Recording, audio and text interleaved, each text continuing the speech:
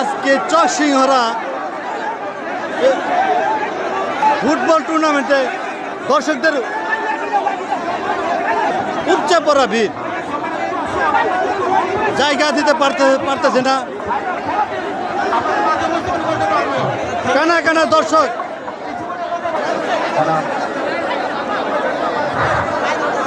একটু জায়গাও নেই ফ্রি যে ওখানে দাঁড়াবে। এখানে তিনজন মুরব্বী আছে খেলা দেখার জন্য। এই যে খেলাটা দেখতে আসছেন, এই যে মহিলা ফুটবল টুর্নামেন্ট, এটা কখন দেখছেন? বানারসও দেখছিলেন? এই দুয়ান্নার মধ্যে দেখছিলেন কখনো? দেখেন, মোবাইলে দেখছেন? মোবাইলে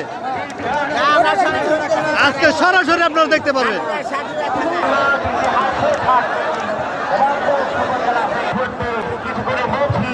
আমাদের আজকে এই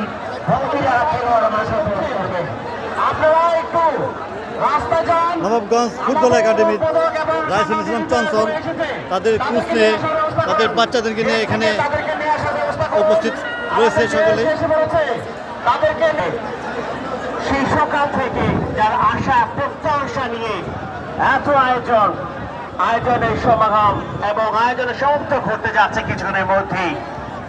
ইতিহাস হয়ে থাকবে শুধু এই সুন্দর চকসিংহরা গ্রাম নয়, নবাবগঞ্জ নবাবগঞ্জে মাঠের ভিতরে যারা আছেন, আমাদের অতিথি ব্যতীত মাঠের ভিতরে যারা আছেন এবং লাইনম্যানের মধ্যে আছেন যারা, তারা দয়া করে মাঠের বাইরে চলে যান। এখন দয়া করে আমাদের ভলান্টিয়ার বৃন্দ যেখানে আছেন মাঠের ভিতরে আপনারা বাইরে করে খেলতে পারে।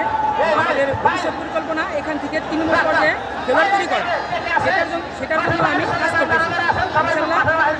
আমার এই স্বপ্নটা আপনাদের সাহায্য সহযোগিতা এবং আমাদের খেলোয়াড়দের আপ্রাণ চেষ্টা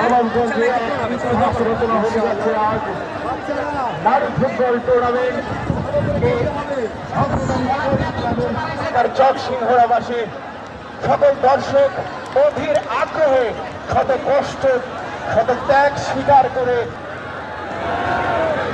সকল প্রতীক্ষার আজকের খেলায় আর অল্প কিছুক্ষণে ঢাকা বনাম মাগুরা শুরু হতে যাচ্ছে এই মহিলা ফুটবল টুর্নামেন্টে এই দুদল খেলবে।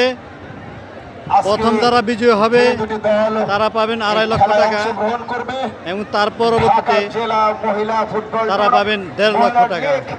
এবং মাগুরা জেলা ফুটবল হাজার হাজার